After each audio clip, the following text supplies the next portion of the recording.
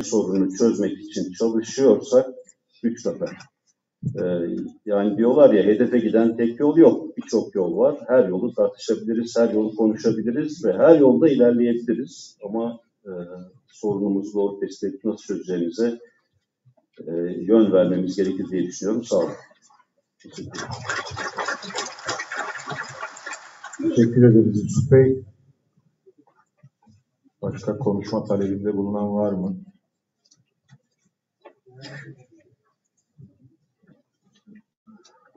Henüz yokken ben moderasyonla ilgili, tamam, Elif gelirken moderasyonla ilgili bir bilgi vereyim.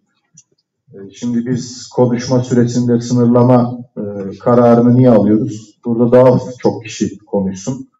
Vaktimizi daha verimli kullanalım. Daha çok fikirler ifade edilsin. Moderasyon görevi de bize verildi ama burası bizim toplantımız, şahsımızın toplantısı değil, şahsımın kürsüsü değil. Diğer konuşmacıların hakkına geçmemek için uyarıda bulunduğumuzda o zaman oylatalım diye bu kürsüye kafede res çekilmesini ben çok doğru bulmuyorum. Herkesi mümkün olduğunca çok konuşturuyoruz. İkinci defa yine söz verebiliriz ama dediğim gibi burası kafedin kürsüsü.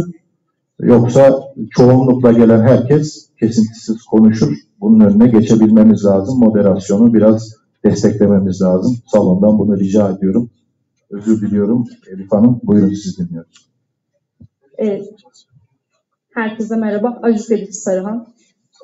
Fatih Bozkurt ve Atilla Mutlu Alkış'ın konuşmaları üzerine kendimi mecbur hissettiğim için şu an kürsüdeyim. Göksun Derneği seçimleri üzerinde ve eski başkanı diye adlandıracağımız kişi üzerinden konuşmalar yapılıyor. Şu an yargıya taşınmış bir olay var.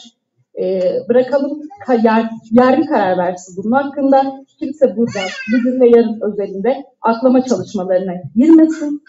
Bu en çok bizi yaralar. O yüzden yargıya taşınmış bir olayın kendi kişisel görüşlerinizle aklanma çalışmasını bu kürsü üzerinden yapmanızı doğru bulmadığını ifade etmek istiyorum. Teşekkür ederim. Teşekkür ederim.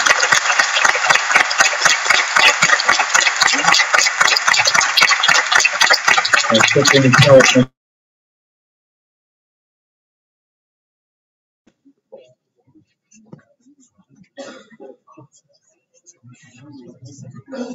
Buyurun Nat Bey.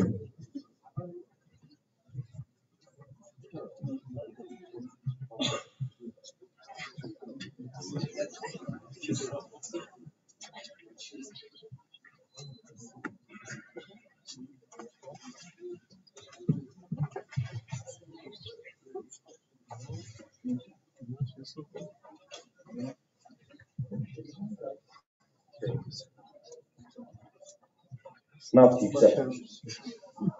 Şimdi çok önemli olduğunu düşündüğüm bir sorunumuz var. Ama toplum olarak bu sorunun etrafına dönüp dolaşıp hiç kendisiyle ilgili net bir çalışma yapıyoruz ne de üzerine konuşuyoruz açıkçası. Şimdi Çerkez olmak, Çerkez kalmak, işte şurada yazıyor bak, Çerkezce TV ve radyo yayınları. Şimdi bizim şurada 4 tane bayrak var. Bizim kökenlerimizin ana vatandaki karşılığı olan devletlerin bayrakları. Şimdi Çerkez kelimesini çok kullanıyoruz. Ama hiçbir şekilde bunu biz daha kendimize bile dürüstçe tanımını yapamıyoruz. Şimdi bu hemen hadi diye yapılacak bir şey değil çünkü birden fazla anlam yüklenmiş durumda Çerkez kelimesine. Benim yaşadığım yörede Çerkez'den başka bir şey anlaşılıyor.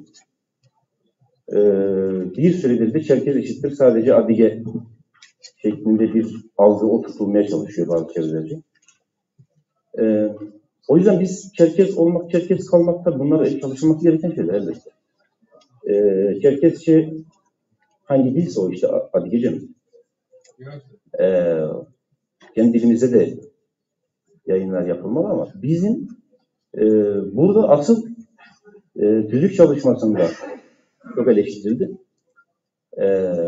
Yapmaya çalıştığımız şey birazcık somutlaştırabilmek. Yani bunun az önce de söyledim, bunun bir metresi yok, bunun bir terazisi yok. Herkes şudur, herkes kendine göre tanımlayabilir ama net olarak şunu söylemem gerekir. O gün KAPET kurulduğunda tüzüğe bu şekilde yazılması gerekiyordu olabilir. Ama buraya sadece şunu söylemek için çıktım. Ya ben Kafkaslı değilim.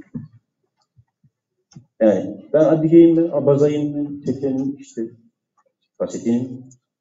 Ama Kafkaslı değilim. Şimdi bizim bir kere kim olduğumuzu söylediğim gibi, yani bu çok kolay bir şey değil. Bu hemen hadi burada bir tanım yazalım. Çok mümkün değil ama bundan artık kaçmamamız lazım. Bizim önce kim olduğumuzu tanımlamamız lazım. Tüzük kurultayında amaç maddesiyle yapılmaya çalışan şey buydu. Kim olduğumuzu ortaya koymakla ilgili bir tanım çalışması yapılmıştı.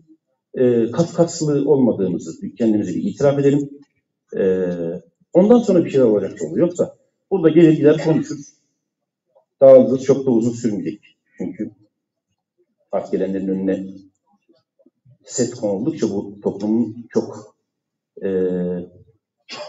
kimlikle ilgili bilinci olmayan kişilerce bu sivil toplum kuruluşlarının yönetilmesi de mümkün değil. Bu anlamda bu kültürün, bu kimliğin Türkiye'de çok devamı olmayacak. Tekrar o cümleyi söyleyerek izin istiyorum. Ben Kafkaslı değilim. Teşekkür ederiz. Buyurun Ayşe Hanım. Başka söz isteyen var mı? Yok.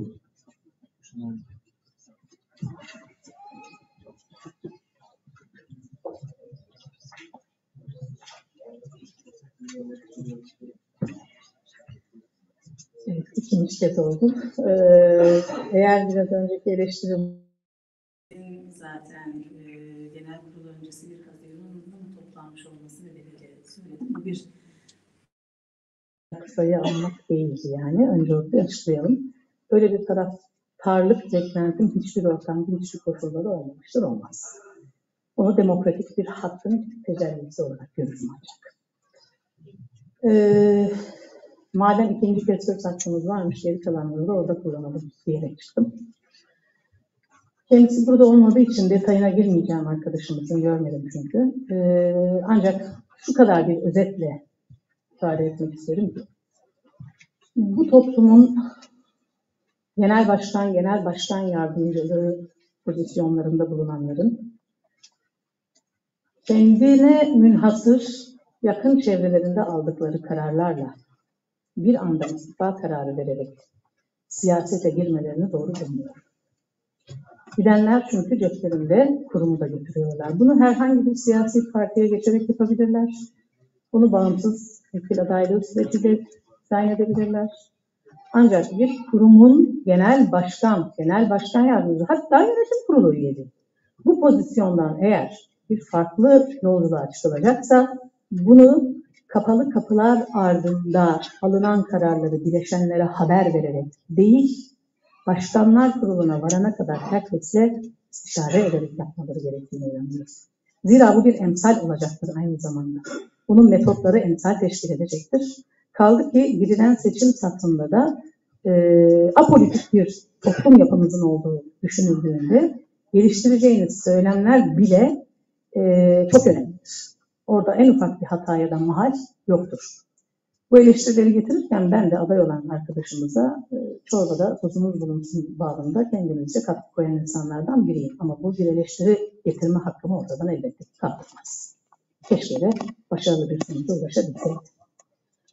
Ama Türkiye'de Çerkesleri temsil eden bir siyasi partiyiz diye ortaya çıkanlardan da farklı metotlarla bu sürecin gelişmesi gerekir. Benim şahsen bu yapılanmalara getirdiğim en önemli eleştirilerden biri bugüne kadar toplumla istişare etmeden toplumun önüne kendini getirmek, koymak, büyük katılımlarla buna bir yol haritası çizememek ve toplumu ben temsil edeceğim diye geniş kitlelerin ondan sonra kendini kabul etmesini beklemektir. Bununla benzeşen yöntemler biz yaptığımızda hak, başkası yaptığında yasak durumu olmaz, yani böyle bir şey olmaz. Ve böyle algılanmasına da sebebiyet vermemek gerekir diye düşünüyorum. Çerkes meselesi ve tüzükte bununla ilgili değişiklikte bir önceki konuşmacı arkadaşımıza sonuna kadar katılıyorum. Bunun kesinlikle netleşmesi farzdır. Ama yıllarca bu kürsüye denk geldiğimiz, her zaman dillendirdiğimiz gibi siyasi bir takım tercihlerin sosyolojik kabullere dayatılmasını, Çerkes'i sadece tek bir yere özgülemeyi ve bunu da herkesin metazorik olarak kabul etmesini beklemenin de doğru olmadığına inanıyorum. Bırakalım toplum kendi dengeleri içerisinde buna karar versin. Bu Türkiye'deki Çerkes yapılanmaları, Kuzey Kafkasya halklarının yapılanmaları için de geçerlidir. Kafkasya'da insanların tercihlerini bizler buradan nasıl belirlemeye kalkmıyorsak, orada da gerek devlet yöneticilerinin, gerek sivil toplum yöneticilerinin bize de buradan nasıl örgütlenmemiz gerektiğini salık vermemeleri gerektiğine inanıyoruz. Burası bizim ve biz burada aynı kamu kaynaklarını, aynı yerel kaynakları illerde tüketiyoruz. Bu İstanbul için, Ankara için çok önemli olmayabilir. Metropollerde bu çok sorun da yaratmayabilir. Ama yerelde bu iş öyle yürümüyor maalesef. Bin bir tane sorunu beraberinde getiriyor ve ortada sadece kocaman bir hiç kalıyor. O yüzden bunun sebeplerini, sonuçlarını, topluma kazandıracaklarını ve kaybettireceklerini iyi tahlil etmek, örgütlenme modeli açısından, ama her halükarda mutlak surette bu Kafkaslılık tanımının yerini gerçekçi, reel tanımlara değiştirmek gerektiğine ben de yürekten inanıyorum. Teşekkür ederim. Teşekkür ederiz tekrar. Başka konuşma talebinde bulunan var mı?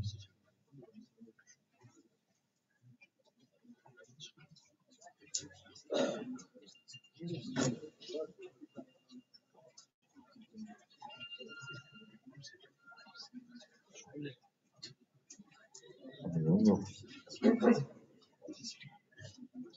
Buyurun. Murat abi.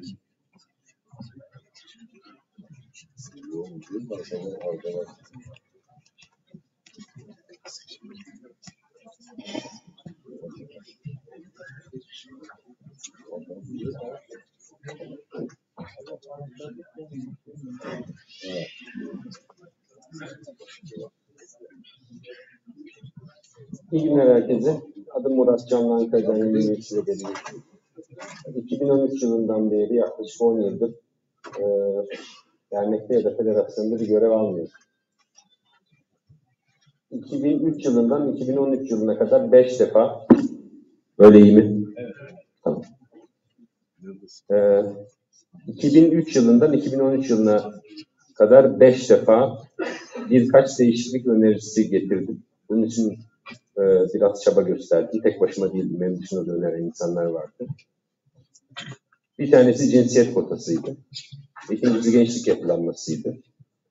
Bir tanesi seçilme, delegasyon, delege sayısı belirleme sistemi, delegelerin seçim sisteminin değiştirilmesiydi. Bir tanesi de federasyonun yönetim ve karar mekanizmalarının güncellenmesiydi. İşte Başkanlar Kurulu'nun aktivasyonu, bir federasyon meclisi oluşturulması gibi. Ben kendi doğrularımı 5 defa savundum. 5'inde de kabul görmedi. Ben de 2013'te bıraktım.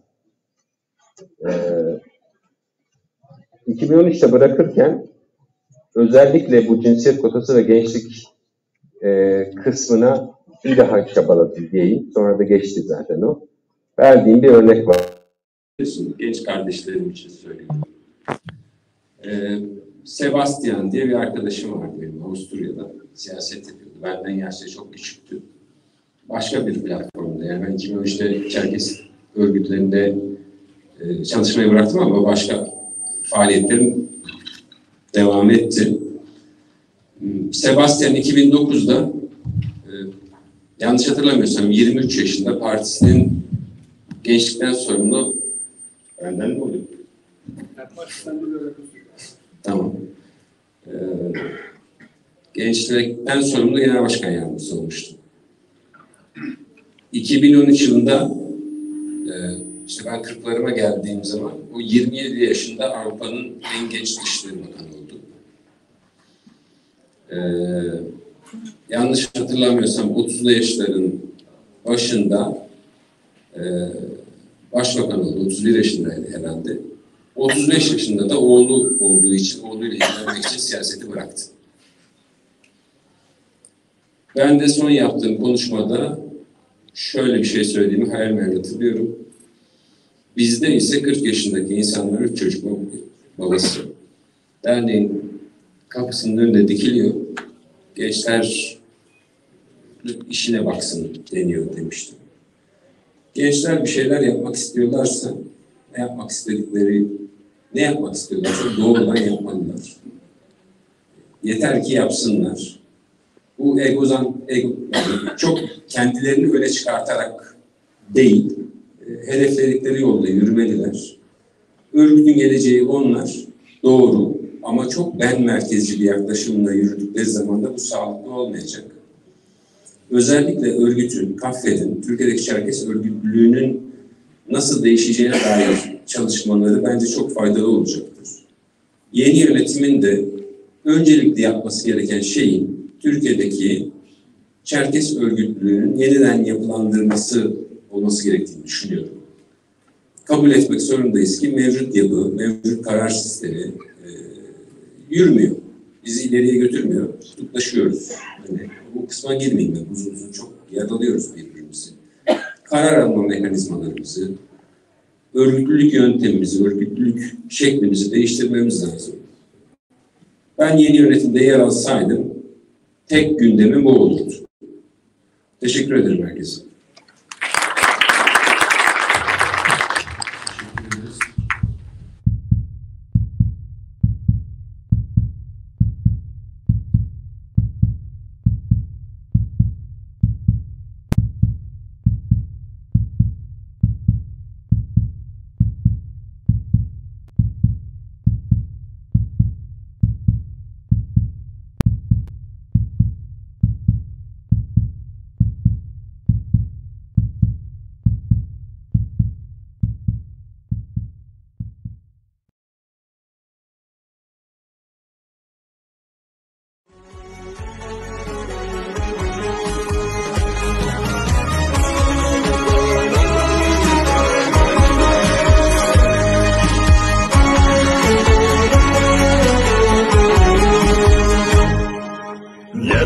ومرسيهم يتسحاوى أبو وشور نوبي خزوه دي ورشش خامي أشحر غيت وخاوى سيكسم شجر يعشو قزدوكس دي ورشش خامي أشحر غيت وخاوى يمغى سيكسم شجر يعشو قزدوكس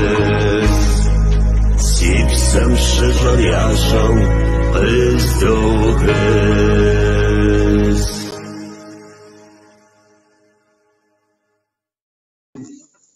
Sıhhiye'deki Türk İş bloklarında izlediğimde böyle cevval, pırıl pırıl akademisyen gençler gördük. Metin abiyle de paslaştık. Ya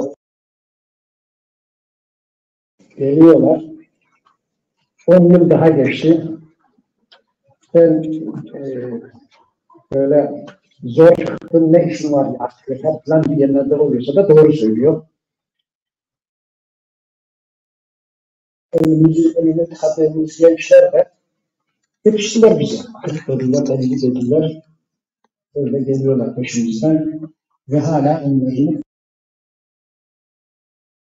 onları biz doğurduk. Bizim gençler. Kızı vardı, Çalıştay oldu, çocuk Çalıştay oldu. Hala o çocuk bir şekilde ilerlemiyor. Gençler önünü tıkadı. Bu beni çok üzdü. Net gördüm. Şimdi öbür tarafa dönüyorum. Öbür tarafta köyden de indik. Herhalde ben ilk inmediysem de ilk doğanlardan mıyım bilmiyorum. Yaşlı gençlerin karşısındaki safı da bir tarif etmek istiyorum. Köyden kente indiler. aile oldular, finans ettiler, kendilerini finans ettiler, çocuklarını finans ettiler, ailelerini finans ettiler, dernekleri finans ettiler. Dünya Çerkez Birliği, diaspora, anavatan ilişkilerin içinde bulundular. Yani bütün süreç ellerinde olan bir büyük kesim, tamari kesimimiz var, yaşlı kesimimiz var. Şimdi sıkıntıları elleri biraz çözemiyoruz gibi. Şimdi biz düğmeyi ta baştan ters ilikledik herhalde. Yürümüyor. Yürümediğini herkes biliyor. Gerilim oluyor, stres oluyor, enerji birikiyor. Bu çatının altından bir sürü yeni yapılanmalar çıktı. Çıkacağı da benziyor. Gençlere kulak kabartıyorum. Bir kısmı diyor ki tövbe. Biz bu çatının altına girmeyiz bir daha. Kendi işimize bakarız diyen bir grup var. Yeni oluşumlarda görev alacağız, yeni atılımlar yapacağız diyen gençler de gördüm. Yürümüyor. Yürümeyecek. Şimdi yaşlılar için, büyükler için söylüyorum. Elinde delege kartımız var ve bu tamadeyiz. Aktif olarak işin içine yer alıyoruz. Hata yaptığımız zaman da pardon. O pardon olmuyor. Hata yapmamız gerekiyor. Büyüklerin hata yapmamaları gerekiyor. Şimdi ben fazla uzatmayayım da ne demek istiyor?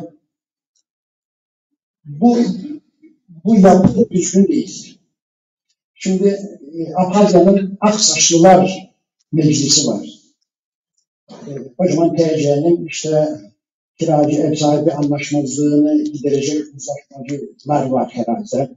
Efendim şeyde var, maliyede uzlaştırıcılar var. Efendim adını getirip ombudsmanlar var. Demek ki devlet de olunsa birilerinin tecrübeli olanların, yaşlı olan, aklı başında olanların yeri var. Ve gençler kabul görürse yarın gençler böyle bir temennilerde ne olur? Bir şey yazsınlar, biz de imza atayım. Geçerli kabul görürseniz. Şimdi yaşlıları Aksaçlılar Meclisi, Tamadeler Meclisi, KYH, Hukuk Meclisi gibi olgunlaşması gerekiyor. Sahayı da gençlere de devretmemiz gerekiyor. Gençler gerçekten gümbürler ve geldiler yani. Onları 50 dediler, 60'a doğru geliyorlar. Onların önünü açmak lazım. Yeni yönetime, hayırlı olsun diyorum, yeni yönetim bir komisyon oluşturur da önümüzdeki 2-3 yıl içinde Aksaçlılar Meclisi, Tamadeler Meclisi, Hukuk Meclisi veya kurulu gibi bir oluşum için komisyon veya bir şey kurulur da gençler akademisyen dedik çalışsalar ve bunları bu 3 senede olgunlaştırsalar. Üçü bir arada mı olur? Ayrı mı olur? Nasıl olur? Gibi bir çalışma gerekiyor gibi geliyor bana. Yani herkes yerine otursun. Gençlerle sahayı açalım. Büyükler büyüklüğü olacağı yerde, ağır olduğu yerde olsun. Saçlar Apazya'na da saçlarını demiştim. Herkes yerine oturursa daha sağlıklı olur diyorum. Bunu yarın gündeme gelir mi? Bir komisyon oluşturulur. Bence bunun üzerinde çalışmak gerekiyor. Ve sağlıklı da yürür gibi geliyor. Biraz önceki arkadaşımız da dedi, bu yapılanmanın değişikliğe uğraması gerekiyor gibi. Bunu yoldan yeni gezdim, kendiyim, meydanı boş buldum çıktım ama çabucakta ineyim. Dizlerimden problemim var. Yarın bir kağıt dolaşırsa bunu kabul görürse şey verelim, teklif verelim. Yeni bir komisyon 3 yıl, 2 yıl üzerinde çalışsın. O biz de bilelim kim tamade, kim aksaçlı, kim değil, mahkeme lazım değil. Güzel bir saha araştırması, akademik bir araştırma olursa önümüz açılır gibi geliyor. Hepinizi saygıyla selamlıyorum. Teşekkür ederiz.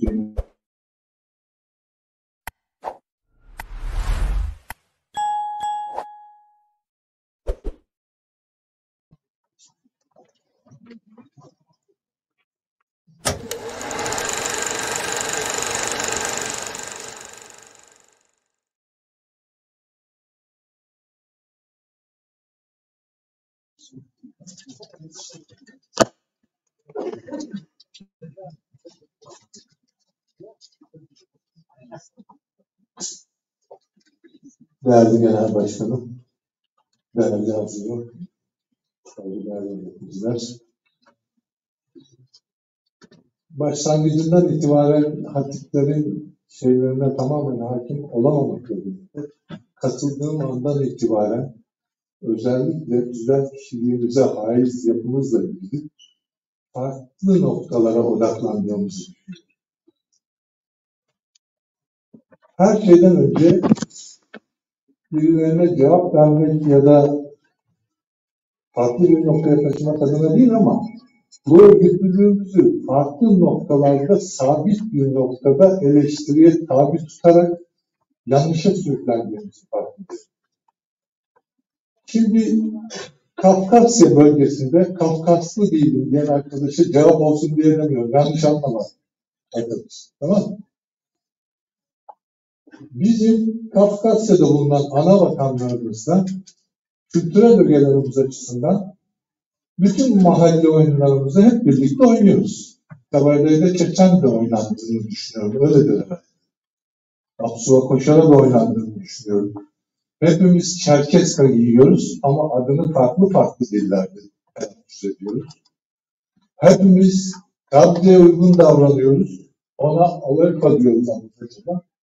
Ya da Adigaga dendiği anlamda da oluyor. Tahminime göre farklı farklı halklardanız ama coğrafya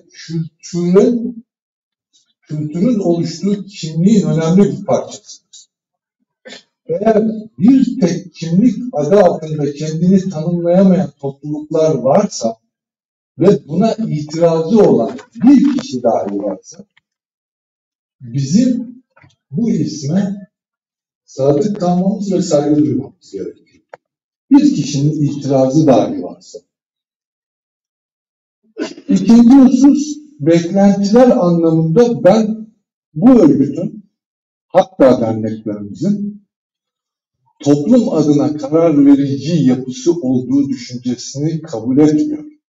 Bir itirazı olarak koyduğumu da düşünülmesini istemem. Biz toplumda karar verici unsurların genel sekreteryasını oluşturduğumuzun bilinciyle hareket etmemiz gerekiyor.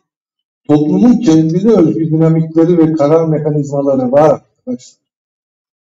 Büyükler var, aydınları var, sanatçıları var ve onlar her zaman burada kendilerini tanımlamak ve bu örgütte üye olmak konumunda da zorunda da değiller. Ama bu onları yok saymamız gerektiği anlamına da gelmez. Bizim örgütsel anlamda toplumun dinamiğini harekete geçiren, sağlıklı işleyen, kabzesini geliştiren, belirli bir noktaya taşıyan kararlarını hızlı olarak birbiriyle entegrasyon içine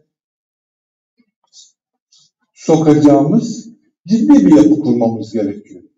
Bizim insanları konuşturmamız gerekiyor. Bizim insanlara kendi fikrimizi dikte etmemiz doğru bir davranış biçimi gibi gelmiyor.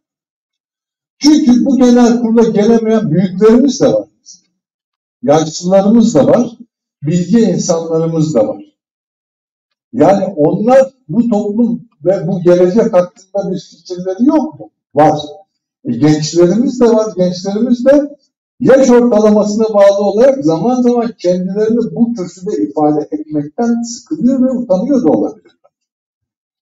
Farklı bir model öngörüsüyle eğer bir sorunu sürekli aynı noktada tartışır hale gelirsek çıkmaz sokaktayız gibi hissediyoruz. Ben yanlışlığın burada olduğunu düşünüyorum. Elimizde ciddi donanım sahibi olmuş ve yaklaşık herhalde çeyrek asra da yaklaşıyoruz. Hiç de fena bir deneyime sahip değil. Konuya daha farklı noktadan, kimliklere çok fazla takılmadan bizim kimliğe niye takılmamız gerekiyor biliyor musunuz? Muhammed Bey söylemişti ya o genç artık. Çerkez kalmak, Çerkez olmak sözü üzerinden gitmek açısından diyorum. Çerkez olmak yeniden bir kimlik inşa etmenin iddiasıdır zaten. Evet, bu tür yapılar bu iddiaları ortaya koyacak, o gençleri ortaya çıkarmak zorundadır. Ben konuya buradan bakıyorum. Hepinize teşekkür ediyorum. Sağ olun. Teşekkür ederiz Muharrem Bey. Başka söz isteyen var mı diye tekrar. Buyurun. Talha.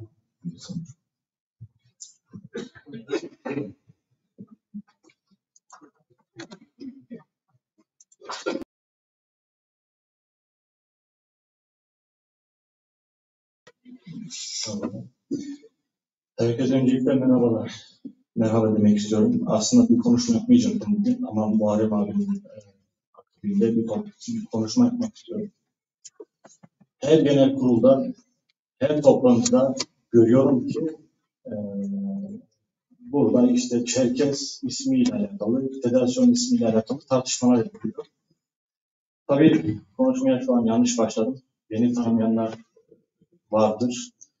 Ben Sivas Silivri Yavuk köyündenim. İsmim Talha Ölmez. Babam Kumuk, Dağıstanlı. Annem Çeçen. Sivas Kuzey Kafkas Kültür Derneği yönetim kurulu üyesiyim. İnşallah da yarın yönetim kurulu adayım Kafkas Dernekleri Federasyonu'nda. Sizlerle burada buluşmak, sizlerle bulunmak benim için büyük bir keyif, büyük bir mutluluk verici bir durum. Çok fazla söyleyeceğim şey var. Bu konuyla alakalı çok fazla aklıma şey geliyor. Bunları toparlayıp kısa sürede bana ayrılan vakitte söylemek istiyorum. Sözlerim kronolojik olarak bazı şey olmayabilir, mantıklı olmayabilir. Bu yüzden de şimdiden özür dilerim. Ben Çerkez Dili Edebiyatı mezunuyum. Düzce Çerkez Dili Edebiyatı ilk mezunlarındanım. Benim üniversite puanlarımı ÖSYM'nin sitesinden gösterebilirim. Üniversite sınavında aldığım puanı sizlere gösterebilirim. İnceleyebilirsiniz. Türkiye'deki birçok üniversitede birçok popüler bölümü tercih etmek yerine yeni kurulan isminin Çerkez Dili Edebiyatı bölümü olduğu ve ilk kez tercihlere sunulan bu bölümü tercih ederek orada gittim ve orada başarılı bir eğitim sürecini geçirdim. Buradaki benim düşüncem, beni oraya gitmeye, o bölümü yazmaya sarf eden düşünce şuydu. Çerkez Dili Edebiyatı Türkiye'de çok zor edinilen bir hak.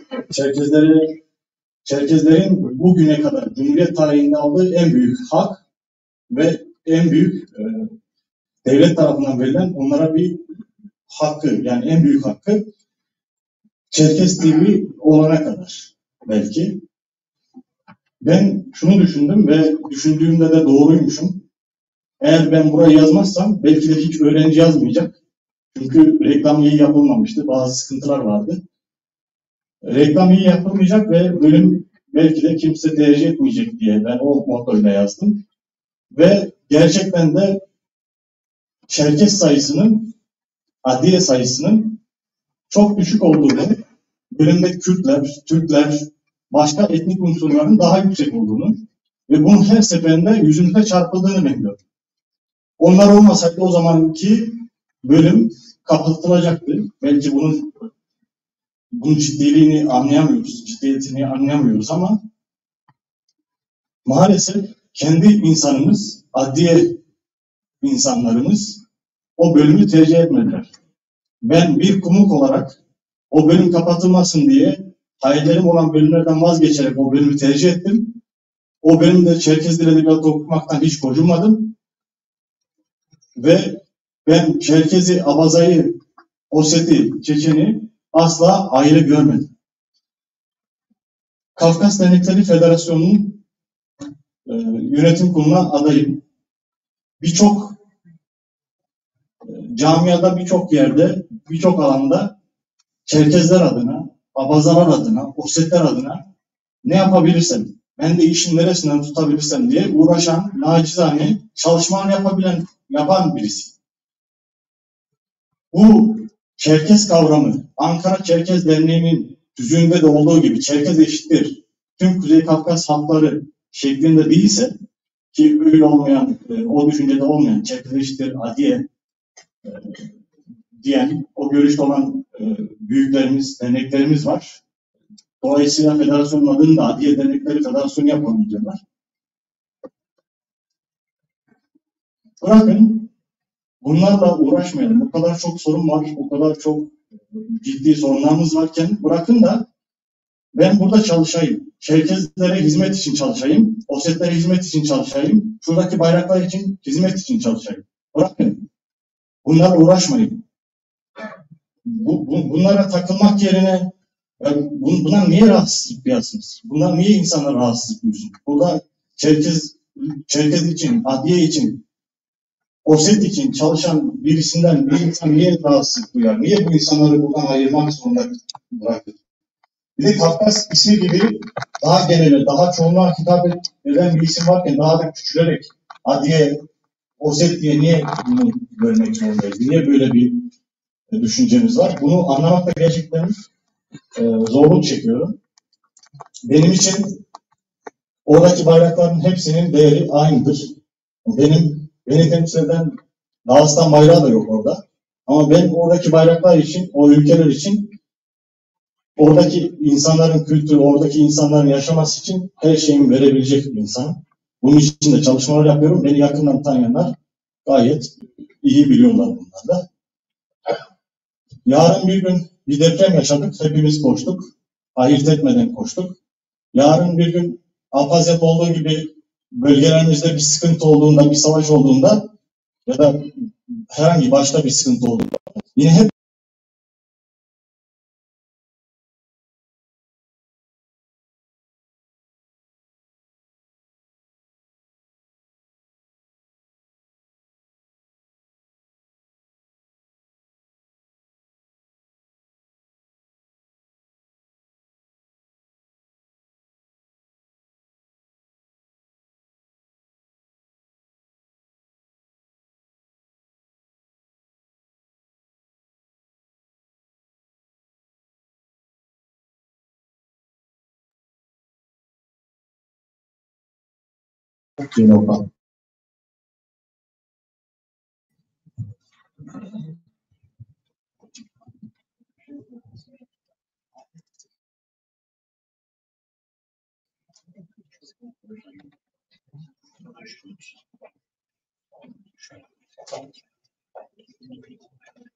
Saygıdeğer büyükler, değerli hazırım hepinize.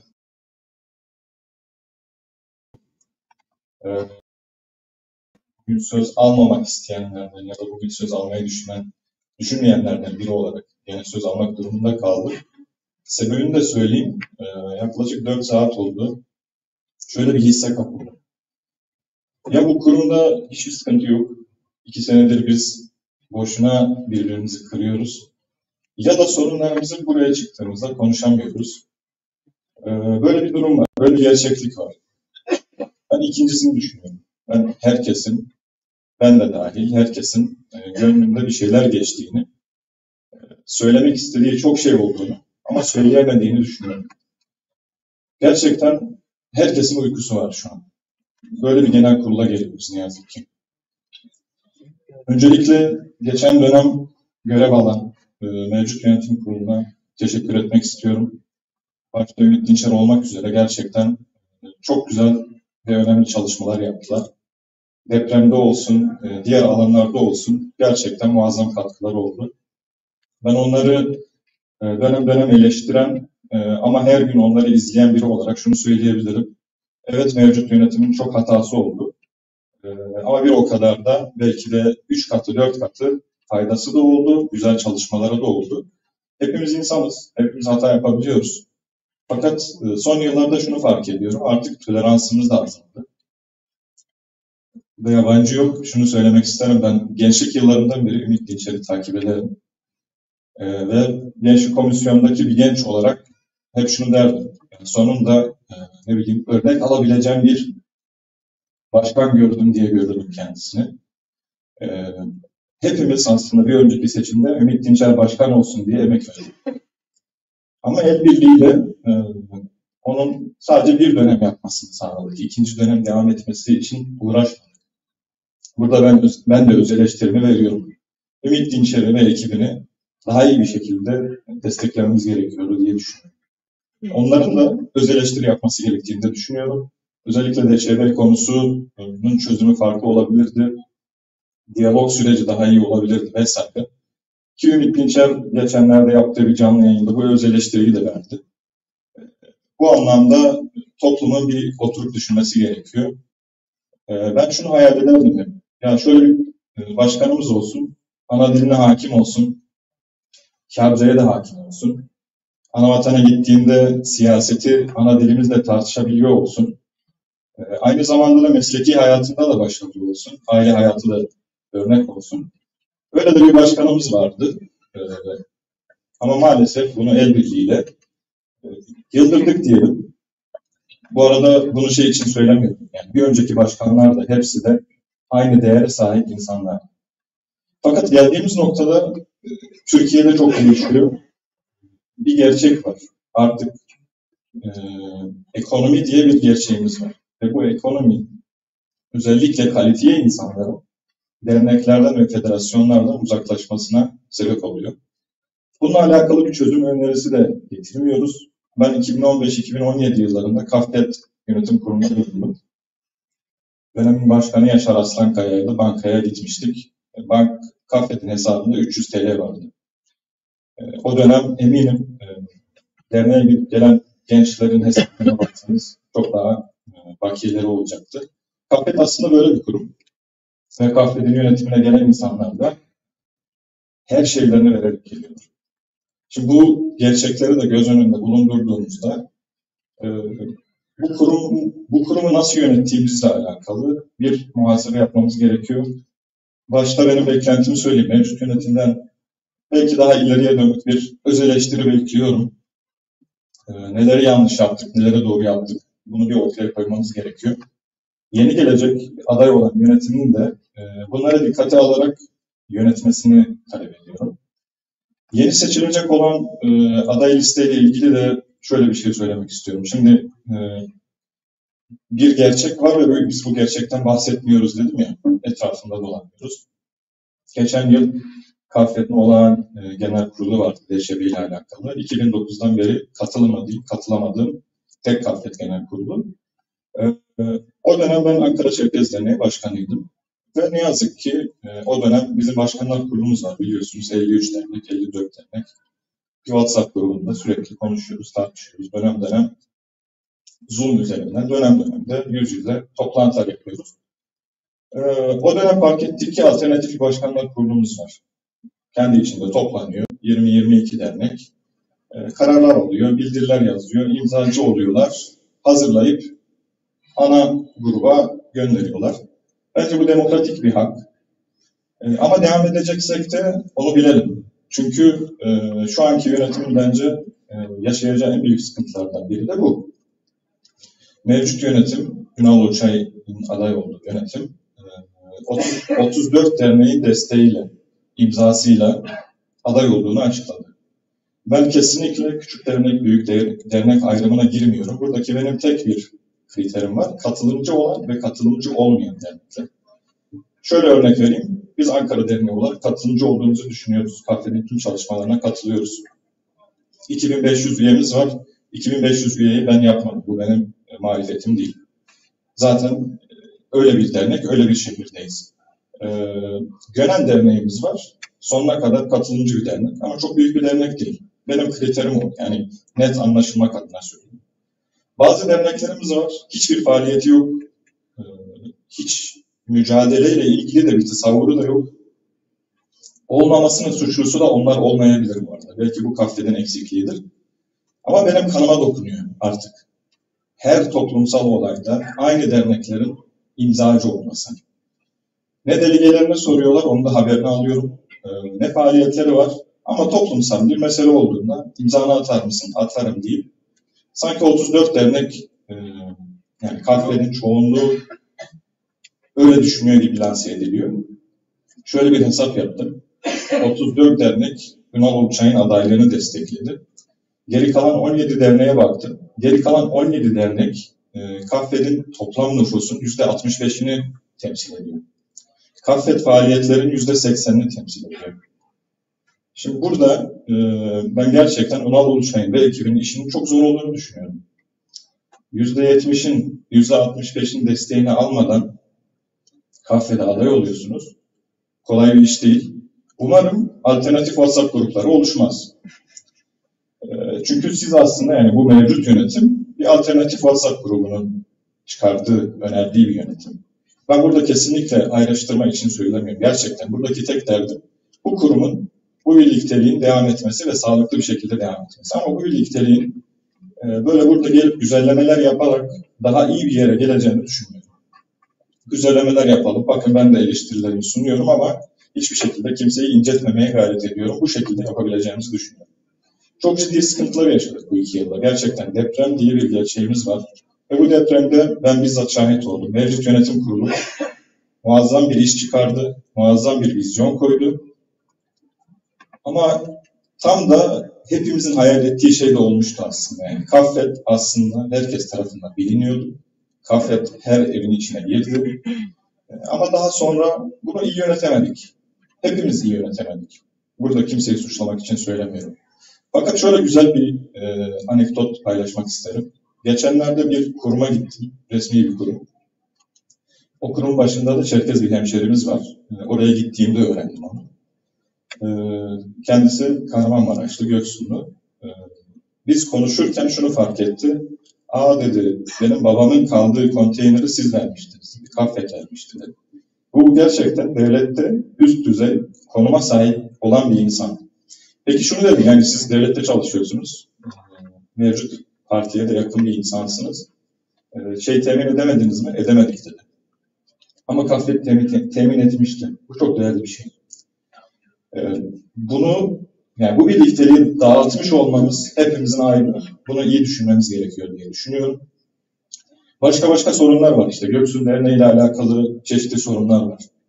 Ne bileyim, DŞB ile alakalı sorunlar var. Bizim Ankara Derneği olarak mevcut aday yönetim kuruluyla ilgili rahatsızlıklarımız var.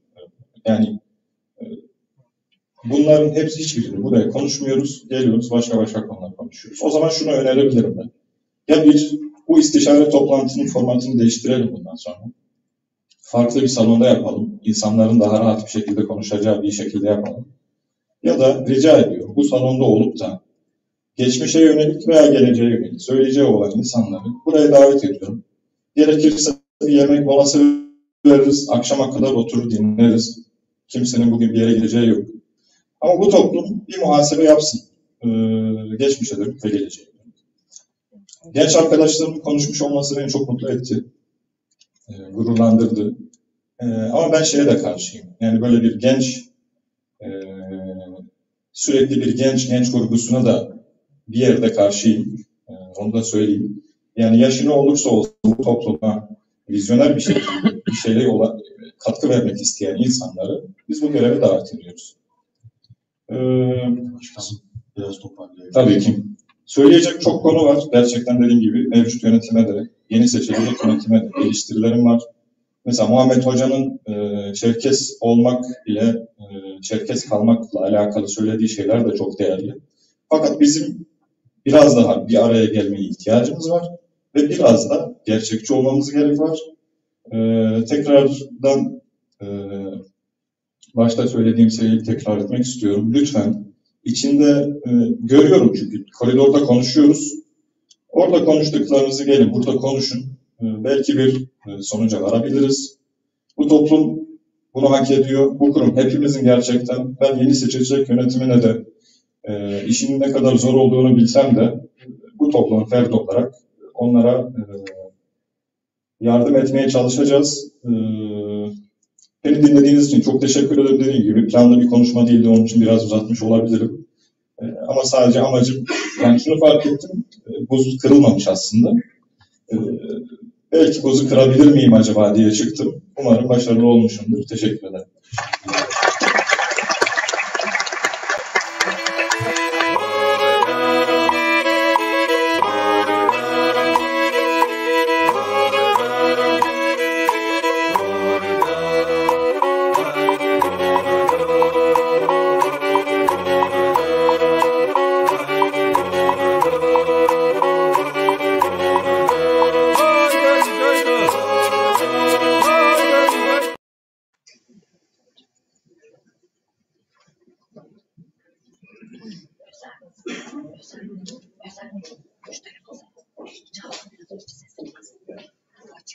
Çok özür diliyorum. İkinci söz hakkı verildiği için ikinci söz hakkını kullandım ben de. Ben sadece şunu söylemek istiyorum. Mevcut yönetim kurulunda destek veren, imza veren derneklerimiz nüfus sayısı olarak az olabilirler. Destek vermiyoruz diğer derneklerde nüfus sayısı olarak çok olabilirler. Sonuçta yarın bir seçim olacak. Dileklilerin oylarıyla yönetim kurulu seçilecek. Yönetim kurulu seçildikten sonra destek verdik, destek vermedik diye bir hakkımız olduğunu düşünmüyorum. Kafkas Dernekleri Federasyonu'na bugüne kadar seçilen bile hiçbir zaman destek verilmemiştir. Oylama esnasında. Oylama bittikten sonra bütün dernekler destek vermek için elinden geleni yapmışlardır. Teşekkür ediyorum. Teşekkür ederiz. Başkanım, müsaadenizle ben 2 dakika ismi geçen kısımla ilgili bir konuşma yapmak istiyorum. Ondan sonra sizi davet edeyim. Kürsüye geleyim, moderatör hocamla sizinle konuşmak.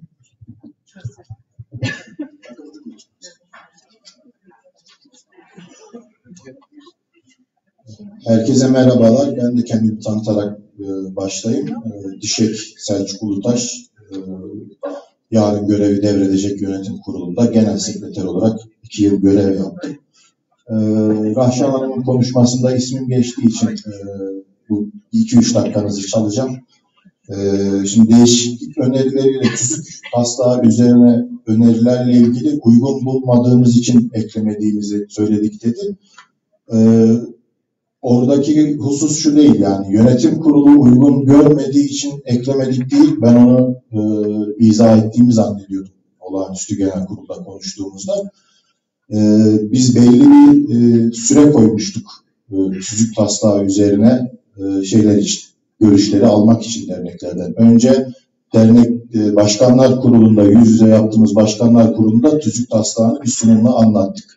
Orada ittifak ettiğimiz değişiklikleri taslağa ekledikten sonra tekrar grupla paylaştık ve belli bir süre verdik. Dedik ki bize bu şeyleri bildirin, görüşlerinizi bildirin. Maalesef o süreden sonra gelen öneriler de oldu. Buna rağmen tüzük komisyonundaki arkadaşlarıma teşekkür ederim, yönetim dışındakilere. 3-4 tane 5-6 saatlik toplantılar yaptık. Bunların yine oy birliği olanları ekledik. Başkanlar kuruluyla paylaştığımız taslağı çok fazla değiştirecek olanları eklemedik. Bir de bazı öneriler, ya diğer alternatif daha iyiydi dendiği için, çok oy alındığı için onu kullanmadık. Yoksa bu yönetimin takdir ettiği ve genel kurula dayattığı bir taslak değildi. Zaten önceki yönetimden gelen çalışmayı devam ettirmiştik. İkinci benimle ilgili konuda Kefken meselesiydi. Kefken'e giden bu 21 Mayıs'ta heyetin başkanlığı görevi bana verilmişti.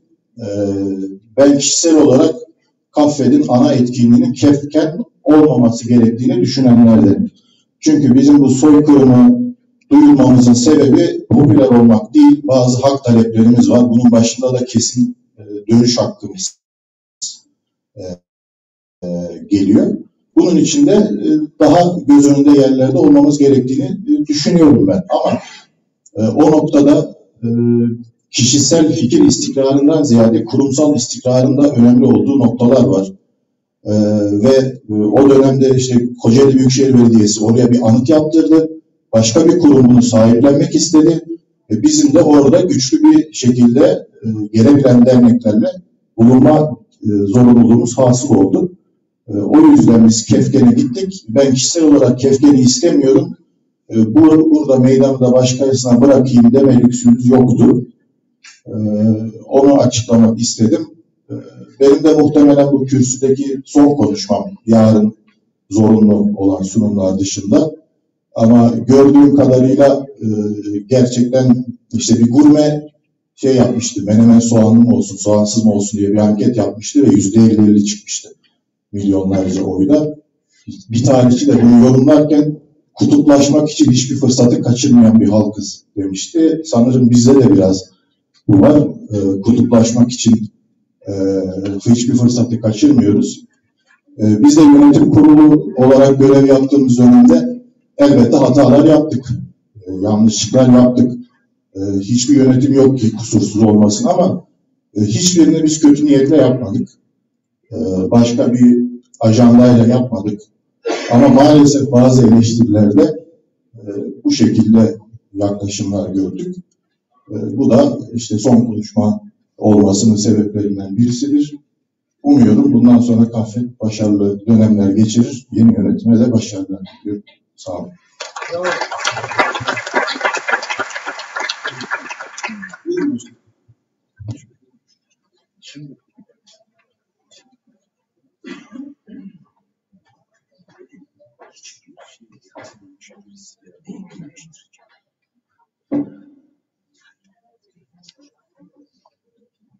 Şimdi epeyce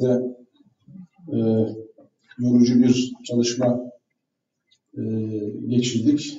Saat 5 oldu. Bazı notlar almıştım cevap vermeyi düşündüğüm. Onlara dair yani karşılıklı cevap olsun diye değil ama bunları da hoş geçmeyelim dediğimiz bazı şeyler var. Onlara izninizle açıklama getireceğim. Şimdi bunlar içerisinde Vacip Başkan ayrıldı ama bir kriz komitesi meselesinde bir açıklama yapma ihtiyacı hissettim. Vacip Başkan meseleyi biraz daha kendi zaviyesinden aldı. Haklılık şeyleri vardır mutlaka. Kriz komitesi, yani kriz komitesinden bahsımızı iyi açayım. Ukrayna Savaşı'na bağlı olarak Rusya'da ilan edilen mobilizasyon ve seferberlik yasası çerçevesinde çok fazla sayıda Çerkes, Kuzey Kafkasyalı Rusya'yı terk ederek Gürcistan'a, Türkiye'nin değişik kentlerine ve özellikle İstanbul'a çok fazla insan yığıldı. İşte buna ilişkin geliştirilen bir insani kriz beklentisi ve korkusuyla ki mobilizasyonun nereye evrileceğini bilmediğimiz bir dönem. İnsanlar akın geliyorlar. Uçak fiyatları 100.000 liralara dayanmıştı o zaman. 100.000 liralara dayanmıştı. O dönemde kucağımızda neyin doğduğunu bilmediğimiz bir dönemde bir istişare süreç başlattık. Ve bu istişare süreçte çok fazla insanın İstanbul'a, Antalya'ya, Kayseri'ye, Ankara'ya gelebileceğini, dolayısıyla da bir takım problemli durumların oluşabileceğini, gelen insanların o dönemin konjonktürüne bağlı olarak istismar edilebileceklerini, farklı noktalara sürüklenebileceklerini, belki bir takım fundamentalist yapıların kontrolüne, eline düşebileceğinden korku ve hareketle bir kriz komitesi, Kuzey Kafkasya İnsani Kriz Komitesi oluştu. Bunun gerekçelerinden bir tanesi şu: gelen insanlar aramaya başladılar. Bana ev bulun, bana iş bulun, bana efendime söyleyeyim yol gösterin, danışmanlık yapın, şunu nasıl yapalım, bunu nasıl edelim diye çok fazla insan, onları o dönemleri yaşayanlar hatırlayacaklardır, bizi aramaya, darlamaya başladı. Şimdi süreç böyle olunca çok kıymetli büyüklerimizin de ki bu konuda değerli büyüğümüz Atay Ceyşakar ismini anmadan geçemeyeceğim. Onların da desteklediği bir grup oluştu. Ve o gruptan önce de biz bu meseleyi insanları Türkiye'ye davet etmek ya da Kuzey Kafkasyalıları kopun gelin, savaştan kaçın gelin, asla böyle bir söylem ya da söylem geliştirmeden gelenlere ne yapabiliriz? Onları burada perişan, sersefil olmadan nasıl yönetebiliriz? Hareketle bir toplantı yaptık. İstanbul Bağlarbaşı Derneğimizde. Ve sonrasında cepheyi olabildiğince geniş tutmak anlamında nasıl bir tartışmanın içerisinde olduğumuz kurumlarla birbirimize ne gibi eleştiriler yönettiğimizi falan tamamını bir kenara bırakarak kriz durumlarında nasıl davranılması gerektiğine inanıyorsak öyle davranarak ve öncülük ederek bir insani kriz komitesi kurdu. Bunun içerisinde Çelfek oldu, Kafkas Vakfı oldu, Birleşik Kafkasya Derneği oldu, Alan Vakfı oldu, biz olduk ve burada mesele sadece o eksende çalıştı. Başka hiçbir konuda çalışmadık. Federasyonumuzu kimsenin tartışmasını açmadık. Kimseye federasyonumuzu yıktırmadık. Kimsenin silahına davranmasına fırsat ya da izin vermedik. Böyle bir şey de hiç önümüze gelmedi. Nihayetinde geçenlerde son raporunda yayınladığımız İnsani Kriz Komitesi beklenilenin çok da altında bir kriz yönetim süreciyle işlevini tamamladı. Hatta aslında şöyleydi, onun bilgisini de vereyim size. Kriz Komitesi işlevini depremden önce Büyükelçide tamamlamıştı. Kendini feshetmeye hazırlanırken deprem oldu. Depreme gönderdiğimiz ilk yardımı İnsani Kriz Komitesi'nin hesaplarından toplanan hesabımızdan yaptık. Depreme ilk yardım giden konvoya biz oradan hesap. Dolayısıyla bu bir maksat üzere kurulmuştu, bir kriz üzere kurulmuştu ve bu kriz geçtikten sonra da görevini devreye etti ve kapandı. Öte taraftan seçilen derneklere tebrik konusunu yine Başkan galiba dile getirmişti. Şimdi orada verdiği iki örnek var. İkisi de aslında arkadaşlardan da ben bilgi aldım. Ne Eskişehir Derneği'nin ne Sakarya Derneğimizin genel kurul haberini yani tebrik manasında medyalarımızdan yapmamışız. Ancak şunu söylemek istiyorum. Şimdiye kadar yapılan, yani bu konuda başkanlarından eğer uyaracak olanlar varsa hazırım. Seçilip de kendilerini kutlamadığımız, yani kendilerini aramadığımız hiçbir başkanımız olmadı. Sakarya Derneği'nin adı geçtiği için söylemek ihtiyacı hissediyorum. En fazla belki de ziyarete gittiğimiz yerlerin başında Sakarya'ya geliyor aslında. Sakarya'ya daha evvel hep istişare anlamında gittik, hem derneklerin açılışına gittik, daha sonra yaptıkları faaliyetlere, federasyonlara katıldık vesaire ama yani az evvel başkanın söylediği şeyler vardı. Ya bu tür süreçlerde gözden kaçan da olur, hata da olur, noksan da olur. Yani biz de hatadan münezzeh değiliz. Yani yapmış da olabiliriz ama bunu tahammüden yapılmış gibi yansıtmayı ben hiç doğru bulmuyorum. Federasyon hiç kimsenin daha makbul olduğu bir yer değil. Yani böyle meselelere hiçbir zaman böyle bakmadık. Yani en fazla bize eleştirilenlerden bir tanesi Bistan Başkan yani Ankara Derneği bizim için makbul de Susurluk bizim için makbul değil mi? Şöyle bir tavrımız da tarzımız da olmadı. Ancak zaman zaman bu tür anlaşılmalara meydan verebilecek çalışma, tarz, tavır, davranış olmuşsa bunlar hiçbir zaman tahammüden, kararlı bir şekilde mutlaka diyerek yapılmış şeyler değildir. Yani bu anlaşılmalardan ötürü de geçmiş dönemin federasyon başkanı olarak oluşan görüntü böyleyse eğer bütün derneklerden bu manada özür dilerim. Hiç konuyla ilgili hiçbir problemimiz yoktur. Şimdi Göksu'nun seçimine dair Atilla Mutlu Bey'in söylediği bazı şeyler var.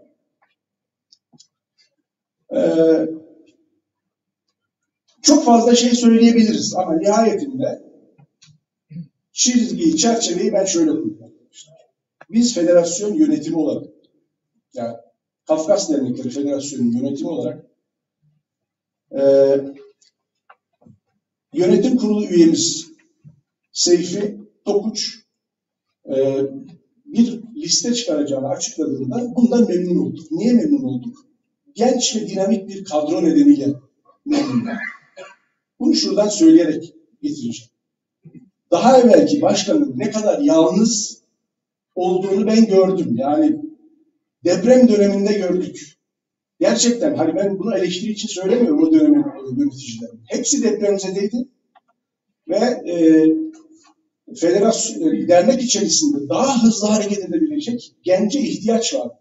Öte taraftan gençleri daha vizyoner, daha hızlı çalışabileceklerini düşündüğümüz için bunu kalben kabul ettim ben. Şahıs olarak söylüyorum. Ama seçim süresince federasyon olarak hiçbir kelamullah yazmadı. Hiç kimseyi desteklemedi. Zaman zaman bireysel destekler, bireysel beğeniler olmuş olabilir. Ancak bu mesele çok derinlemelerine girmek istemiyorum ama sanki federasyon Göksu'ndaki seçimi domine ediyor. Orayı almak için bütün hatlarıyla yükleniyormuş algısı yerleşti. Bu aslında yerleştirildi. Bu doğru değildi ve bütün bunlara rağmen ben de Göksu Dernek üyesiyim ama ne dernek üyesi olarak ne oy kullanmak için hiçbir yerde hiçbir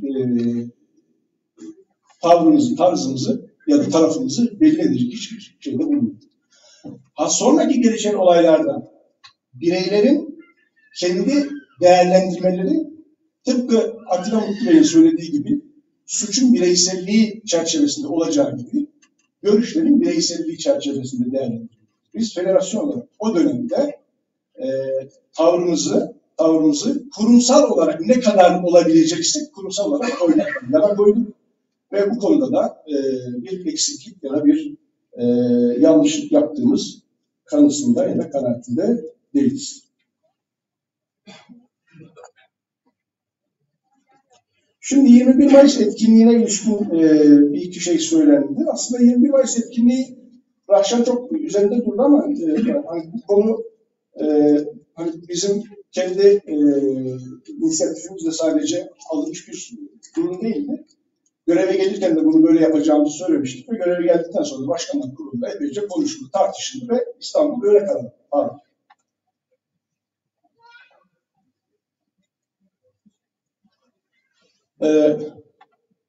Ankara meselesi biraz daha yanlış anlaşılmış galiba. Biraz ona değinmek istiyorum. Şimdi 21 Mayıs tarih belli olduğunda, yani seçim tarihi, takvimi de alıyoruz, belli olduğunda olası iki turlu seçimin tam ortasında kaldı. Yani 14 Mayıs'la 28 Mayıs tarihlerinde şeyler yapıldı, seçimler. 21 Mayıs'ta bunun tam ortasında kaldı. Bunun getireceği potansiyel riskleri yine Başkanlar Kurulu'nda değerlendirdik. Buradaki başkan arkadaşlar hatırlayacaklardır. İstanbul'da mı yapalım? İstanbul'da ısrar edelim mi? Ankara'yı düşünelim. Ankara'da da eğer onay verilmezse Kayseri'de bir düşünelim. Bunların hepsi konuşuldu. Çok şey tartışıldı. Ve hal öyleyken şöyle bir şey belli oldu. Çerkes Dernekleri Federasyonu İstanbul için izin alamadı. Öte taraftan biz alanlarla ilgili yaptığımız müracaatların tamamında şu anda seçimin ne olacağı belli değil. Asla size tahsisat yapamayız. Konuları defalarca değerlendirdik, inceledik. Nasıl yapabiliriz, nasıl olabilir filan. En nihayetinde işte Ankara'da Anıt Park konusunda karar kılındı. Bu yapılan değerlendirmeler, alınan kararların tamamı istişare süreçlerle alındı. Kimseye Ankara'yı falan dayatmadık. Kimseye lokallerde yapın bakın demedik. Rahşan'ın eleştirdiği konu Kayseri konusuna benim bildiğim tarafını söyleyeyim. Kayseri yıllardır bir zaten sessiz yürüyüş eylemi yapıyor zaten. Yani Kefken'de olduğunda yaptı. 21 Mayıs'ı biz İstanbul'da yaptığımızda da oldu, Ankara'da yaptığımızda da oldu. Yani orada zaten şeyler var. Öte tarafta yıllardır biz şunu söylüyoruz arkadaşlar. Büyük organizasyonumuzun yanında lokallerde de yapalım. İlçelerimizde de yapalım. Yapabiliyorsak köylerimizde yapalım. Köylerimizde anıtlar teşekkür ettirildi. Bunlar önemli olduğu için biz tek organizasyonu İstanbul'da ya da Ankara'da yapalım gibi bir niyetimiz ya da bir algımız yoktu. Dolayısıyla bu seneki evet bir olağanüstü durumun getirdiği zorluklar ya da zorunluluklar nedeniyle Ankara'da oldu. Benim hala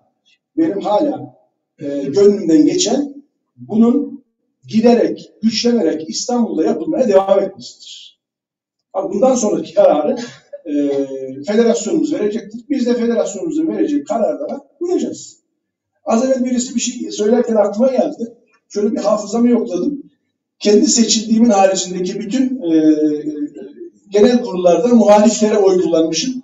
Ama dernek başkanlığı yaptım, yönetim kurulu üyeliği yaptım. Bütün dönemlerde de bütün başkanlar burada hatırlayacaklar. Hepsine destek vermek için gövdemizi taşın altına koyduk. Bu ayrı bir şey.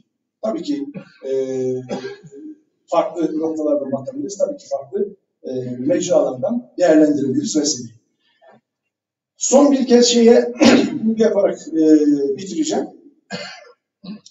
Bu Kefken meselesinin bu sene gündeme gelmesinin sebebi aslında şu. Süreci uzun anlatmayayım ama daha evvel de biraz açıklamıştım. Tarihini tam olarak hatırlayamayacağım ama sanki Ekim ya da Kasım ayları gibi yönetim kurulu üyemiz Can Katacı dedi ki abi İzmit Üniversitesi'nden bir hoca arıyor sizi dedi. Nedir? İşte belediye bir heykel yaptırmak üzere bir şey açmış. İhale açmış. İhaleyi açan kurumda üniversiteden destek olarak, yani tarihçi olarak bu hocayı görevlendirmiş. O sizinle görüşmek istiyor. Neyse görüştük. Akıllarında ne olduğuna baktık. Dediler ki oraya biz hem Çerkesleri hem Abazaları onların sürgününü temsil edecek bir anıt yapmak istiyoruz. Bu yıllardır aslında federasyonumuzun da o bölgeyi sit alanı ilan ettirerek orada bir sürgün anıtı yaptırmak üzere daha evvelki federasyon yöneticileri de hatırlayacaklar. Başvurularımız vardı zaten. Biz bunun üzerinden meseleye yaklaştık ve birkaç görüşme yaptık. Katkılarımızı sunduk. Bazı draft projeler geldi. O projelerle ilgili eleştiriler yaptık. Bu olmuş mu olmamış onları değerlendirdik. Birkaç toplantı İzmit'te yapıldı vesaire. Sonra birdenbire ortalıkta bir şey oldu. Nedir onun adı? İşte İzmit Apaz Derneği'nin bastırdığı bir takım şeyler dolanmaya başladı ortada. Biz İzmit Belediyesi'yle görüştük, dediler ki hayır öyle bir şey yok. Yani biz burayı ne Apaz Derneği'ne ne size sizin projeniz olarak yapmıyoruz. Biz belediye olarak Çerkes ve Abaza kardeşlerimizin sürgün acılarını burada ete kemiğe büründürmek için böyle bir şey yapıyoruz vesaire. Sonra onların dağıttıkları davetiyeler farklı şekillerde farklı imzalarla dolaşmaya başladı vesaire. Öyle olunca dedik ya böyle bir şey yok. Yani burada belediyenin yaptığı bir proje var ve biz de buraya davetliyiz. Gideceğiz orada. Belediyenin yaptığı bu anıtın açılışına katkı koyacağız. Yani Kefken'i biz şimdiye kadar reddetmiştik. Orada anıt yapıldı. O anıtı sahiplenelim değil. O anıtın yanlış konumlandırılmasına engel olmaktır aslında. Yani bu ne Abazaların anıtıdır, ne Çerkeslerin anıtıdır. Ya Kuzey Kafkasya'dan sürülmüş halkların adına bir anıt açılıyor, anıt üzerinden tartışılır mı? Bu konuda biz az evvel Sayın Genel Sekreterin söylediği gibi oturduk, değerlendirdik. Bir grubumuz orada o anıt açılışında federasyonumuzu temsilen orada bulundu. Meselenin Önü arkası bundan ibarettir. Yoksa tekrar Kefken'e dönelim gibi bir çalışmanın tezahürü değil. Son bir şey söyleyerek bırakacağım. Mutlu'nun adaylığıyla ilgili Raşan bir şey söyledi. Orada bir eksiklik olduğunu düşünüyorum. Şimdi süreç içerisinde o dönem aslında çok hızlı, çok fırtınalı bir siyasi müzakere dönemi yürütüldü perde gerisinde. Ve sonunda bakıldı ki hiç de Çerkeslerin baktığı, Kayseri'deki Çerkeslerin baktığı gibi değildi mesela. Ve zorunluluktan hem biz federasyona danışarak hem de nihayetinde bir siyasi adım atacaksa kendi bireysel kararını ortaya koyarak ve Kayseri'deki bir bir kurulun, bir danışma kurulunun da onayıyla meseleyi bize açtılar. Biz de böyle bir durumda buna bigane kalmayacağımızı söyledik. Sonra Genel Başkan Yardımcılığında ve federasyondaki görevlerini istifa ederek aday oldu. Burada Çerkeslerin rüzgarını arkasına alarak bireysel bir yatırım yapacak hali yoktu Mutlu. Yani Mutlu'nun o dönemde biz bir bağımsız milletvekili olarak seçilmesinin de son derece zor olduğunu biliyor idik. Ama biz bütün bunlara rağmen bunun Kayseri'deki Çerkesleri seçilecek bir yere koymaya akıllarını bile getirmeyen bir siyasete aslında bir cevap olarak ortaya çıktı. Biz de Mutlu'nun bu konuda arkasında durduk. İyi ki de arkasında durduk. Ben alınan sonuçta kendi açısından olgunlaşmaya meyilli bir başarılı oldu. Yani başarının tek kıstası seçilmek idiyse ya. Bu ülkede aday olup da seçilemeyen seçilenlerin 10 katı kadar milletvekili adayı var. Tabii ki siyasette genel temayül başarısız düzeni diye okuyabiliriz böyle bakarsak. Ya. Mutlu'nun adaylığıyla ilgili meseleler danışılarak gerek Kayseri içerisinde gerek federasyon içerisinde ve bu durumu da başkanlık kurulumuza paylaşarak yaptık. Benim aldığım notlar kabaca bunlardı. Bir hani karşılıklı polemik olması açısından değil ama karanlıkta kalmaması açısından bunları yanıt vermek istedim. Sabrınızdan ötürü hepinize çok teşekkür ediyorum. İnşallah yarın verimli bir genel kurul geçireceğimize olan inancımı yenileyerek hepinize saygılar sunuyorum. İyi akşamlar.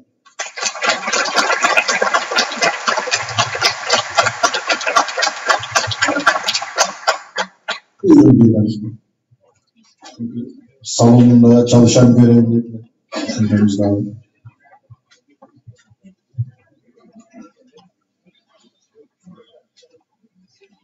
Şuçhaşhaşlık sepavda bugar. Nepetize uşak, Faruk abi muhafadı. Tıpzı, tımımış ama, kızarık ödeyiştir kıtıva. Hayfaçça, nepez adiyadzeca zıpsete zapami, skora kasmansı, bizar riskası tehar. Hayfaçça, tacavzak diğer naptı termiş ahanajlavom. Evet arkadaşlar, ben son dakikada bir söz aldım. Faruk abinin dediği gibi gerçekten ciddi bir asimilasyon ve çok hızlı bir asimilasyonun eşiğindeyiz ve en çok da bunu yaratan ana dilimizi konuşmamamız ve onu kullanmamamızdan kaynaklandığını söyledi.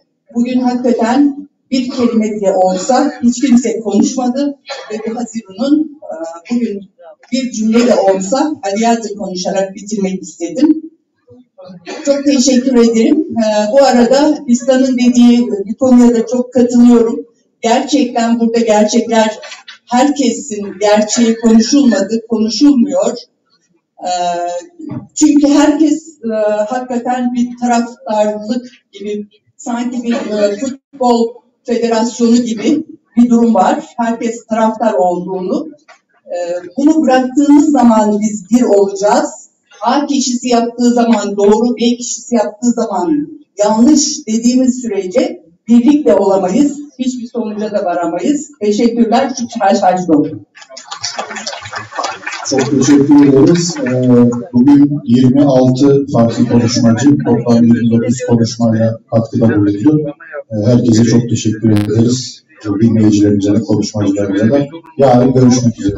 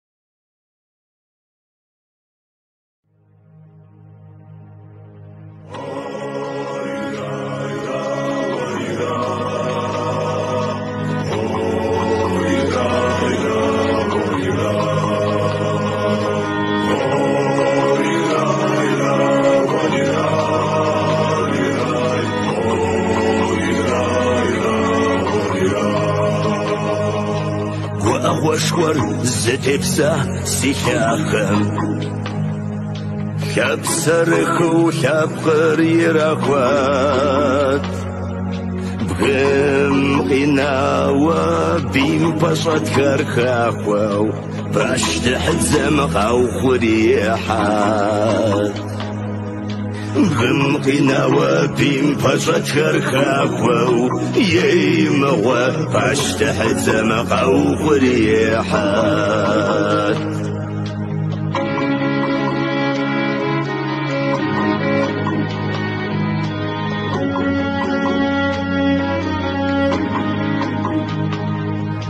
شنشخوامي يا غدا الشوقامة وتميتمي بيك وشخوامي توب الشافي مقر يا مقامة يا بسر خجرت يا شو إسلامي توب الشافي مقر يا مقامة يمغى يا بسر خجرت يا شو إسلامي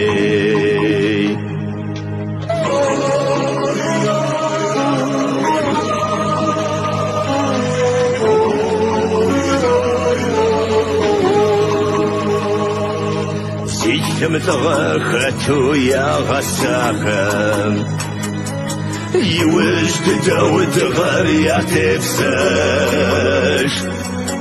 ويتنغم بابشب سرزتاخم بيوتكم يشو يا ترزاش ويتنغم بابشب سرزتاخم يمغى بيوتكم يشو يا ترزاش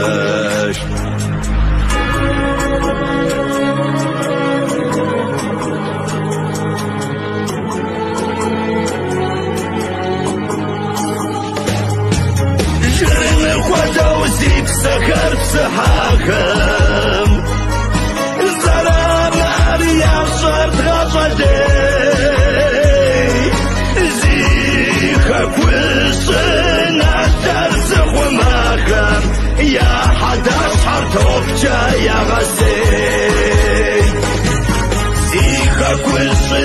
درزخوناخم يم ويا حداش حرتوك يا غسيل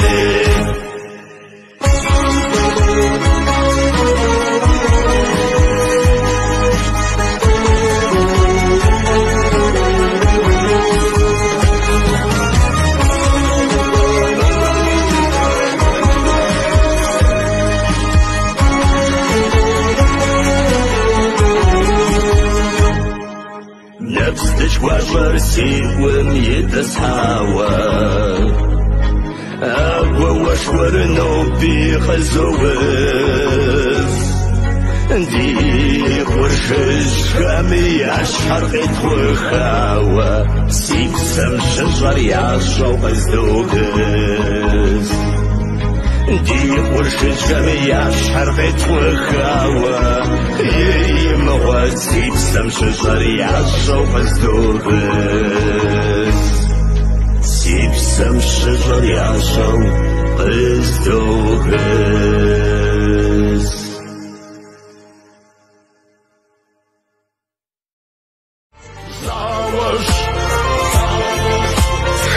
Tam sycham się na górę, że harsazałoś. Żaby mnie rób zasachem, wychałudził go zwoż. Stawi remak, harguły zła, rybzam wychoś. Żaby mnie rób zasachem, wychałudził go zwoż. Stawi remak, harguły zła, rybzam Sabir makher guwzu arab zam